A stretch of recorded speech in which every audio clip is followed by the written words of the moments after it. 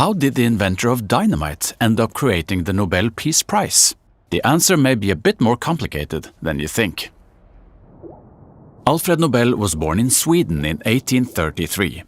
He learned at an early age that poverty and sickness could strike at any time. His father, Immanuel, went bankrupt twice in his lifetime.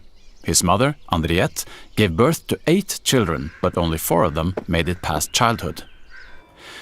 At the age of 9, his family moved to Russia, where he spent most of his childhood. Alfred Nobel lived in a time of optimism and progress, with great advances in the fields of medicine and technology. But at the same time, wars and instability were commonplace. In his late teens, he went to France and the United States to study chemistry. He became interested in the potential of nitroglycerin, a highly explosive liquid. It took several years of experimenting before Alfred Nobel found how to transform the dangerous liquid into a malleable paste, making it easier to handle and safer to use. He named his invention dynamite. Dynamite was a revolution for the construction industry.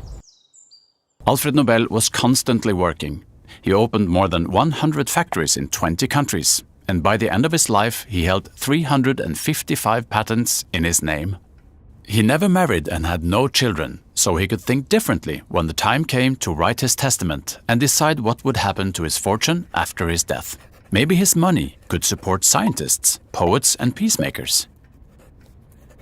Alfred Nobel died in Italy in 1896.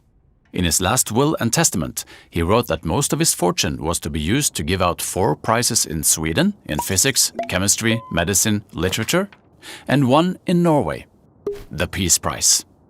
It has often been assumed that Alfred Nobel created the Peace Prize out of regret. But like many others in his time, he believed that scientists were not responsible for how their findings were used. His interest for peace came mostly from his friendship with Bertha von Suttner, an Austrian pacifist.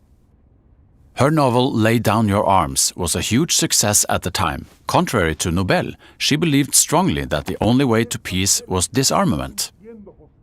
The two friends would discuss, disagree, and challenge each other's views. And when Alfred Nobel eventually outlined the criteria for his Peace Prize, there was little doubt who had inspired him. Alfred Nobel's testament was the starting point for the Nobel Peace Prize. Since his death, the definition of peace itself has changed. Still, he had something in common with the Nobel laureates who came after him: curiosity, creativity, and the drive to be useful to others.